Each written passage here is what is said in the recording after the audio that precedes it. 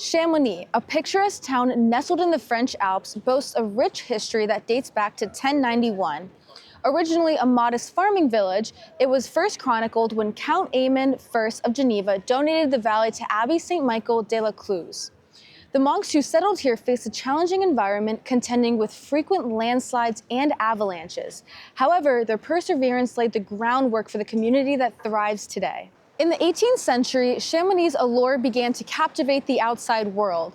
In 1741, British explorers William Windham and Richard Pukake ventured into the valley and documented their encounter with the awe-inspiring glaciers, notably dubbing one the Mer de Glace, or Sea of Ice, which we saw today. Their vivid accounts ignited widespread interest, transforming Chamonix into a sought-after destination for adventurers and scientists alike. This statue in the middle of Chamonix marks the birth of modern mountaineering. The guy pointing is Jacques Balmat, a local crystal hunter who became the first ever to summit Mont Blanc in 1786. Next to him is Urs Benedict du Saussure, a wealthy scientist from Geneva who promised a reward to anyone who could figure out how to climb it. Balmat pulled it off with no ropes or oxygen and then led Saussure up next year so he could take scientific measurements on the top of Europe. Well, actually every place claims to be the top of Europe, but I believe Mont Blanc is the third highest mountain, but it's still the top of Europe. I don't know. Everyone says they're the top of Europe. But basically it turned Chamonix from a quiet village into an international climbing capital. If you look down, you'll see Balmat's gear frozen in bronze at the base, like he just dropped it there. The 20th century ushered in a new era for Chamonix, marked by its selection as the host for the inaugural Winter Olympic Games in 1924. This global event not only showcased the town's exceptional suitability for winter sports, but also solidified its reputation as the international alpine destination.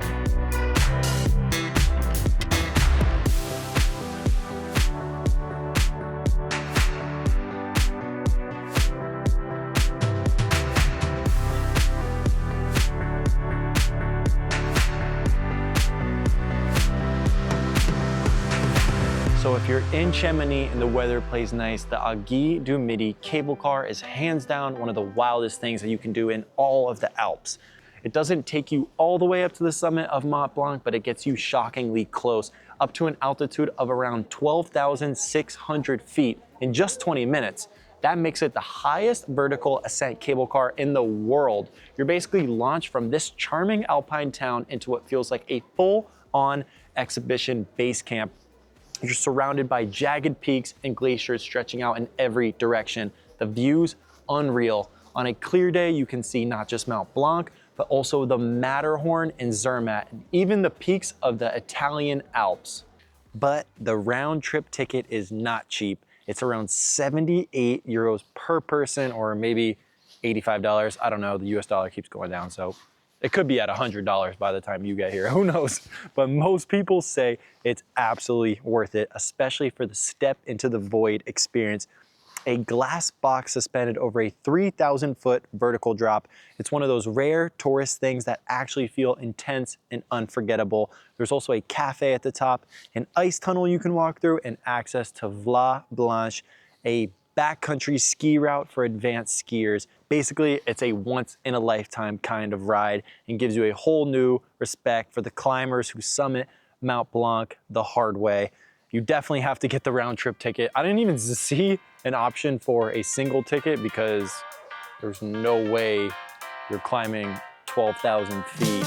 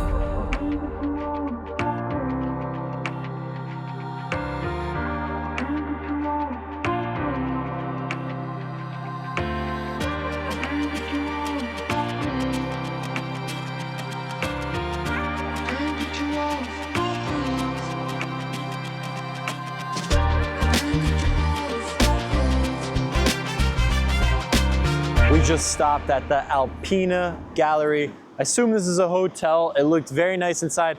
We went all the way up to the 7th floor to their restaurant and got beautiful panoramic views of the whole city of Chamonix. Very nice, but they also had this selfie machine up there. So, you know, you get some food, you get panoramic views, and you could take super high quality pictures. Way better than anything on this camera, way better than anything on Sophia's good phone that we normally like shoot on. Come to this hotel, go to their restaurant. The staff was incredibly nice. It looked like there was maybe like buffet action going on up there.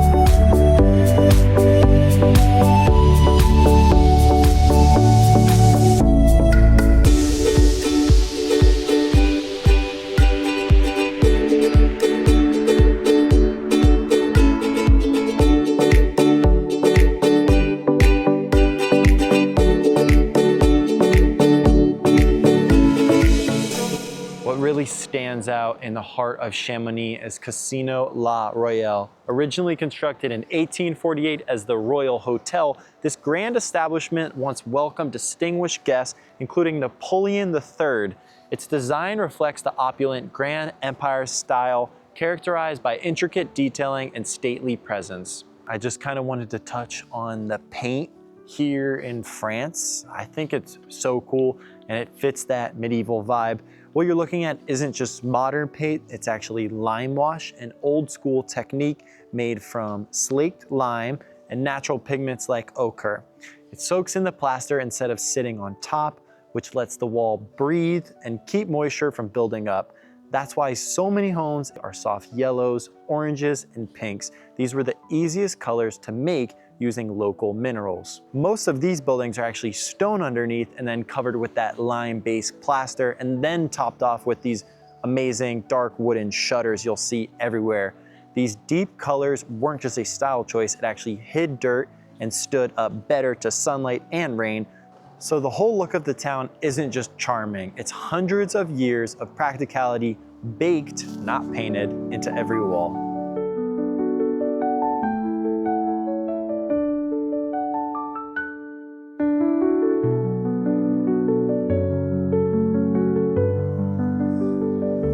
So we grabbed the last traditional baguette and one of these vanilla things. I'll just try it live because there's no structure to this.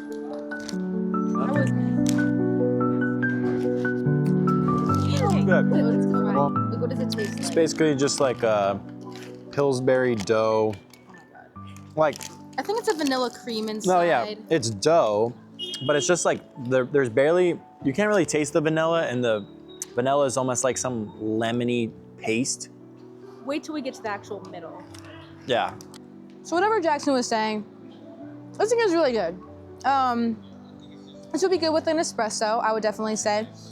But this is also the pastry version of that one vanilla flan that we had in Paris.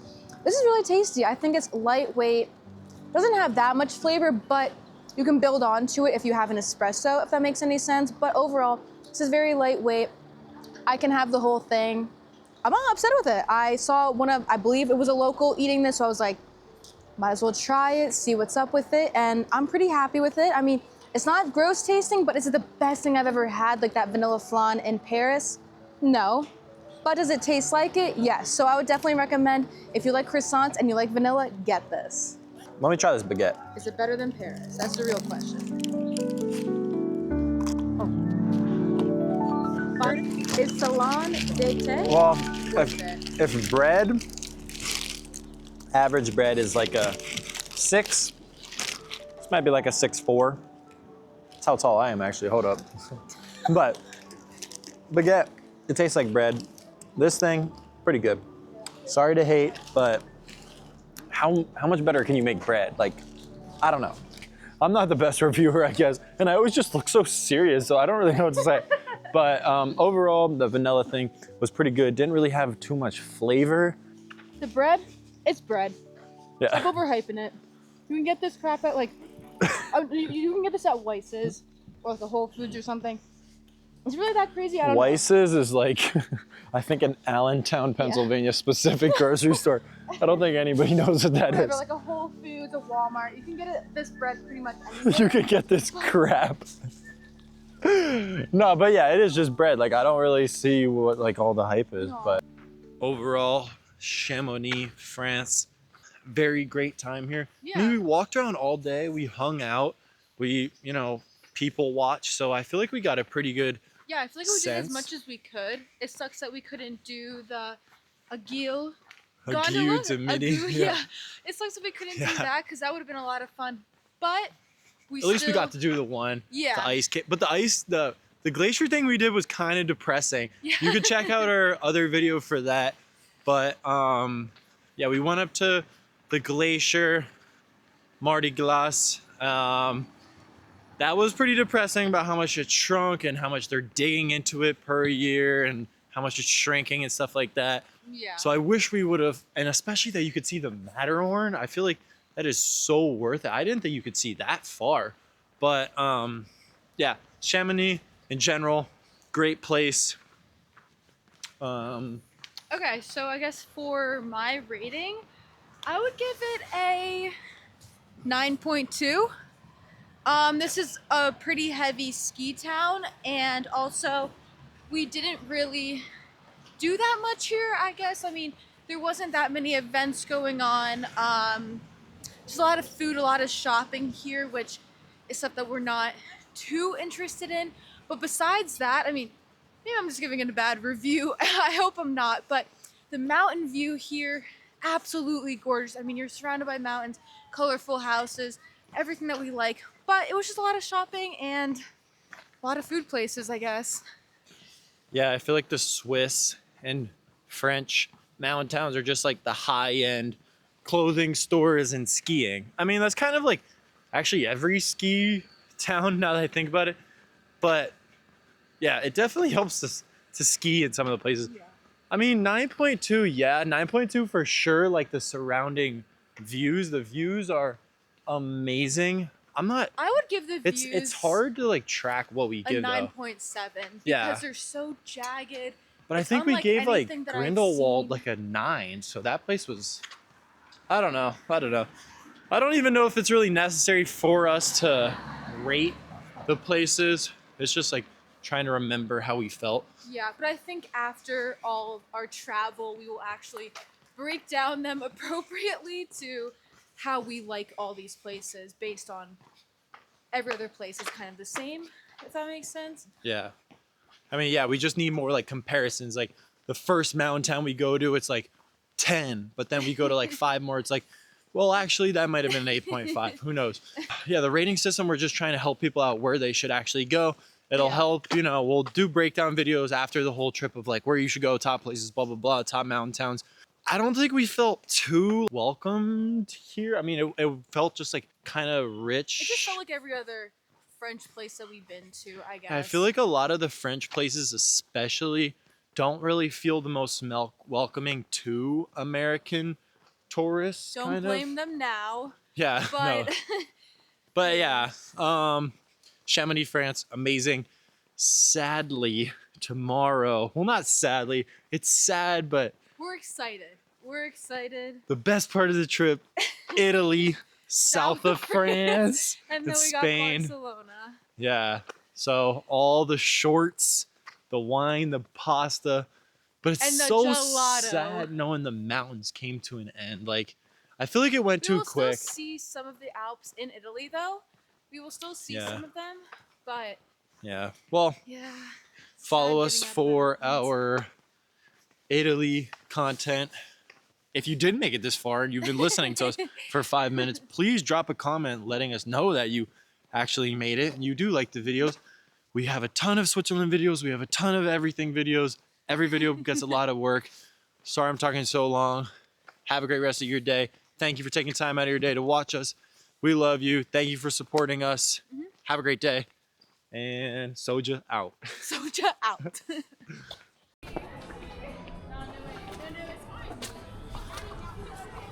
That's the M for Montclair.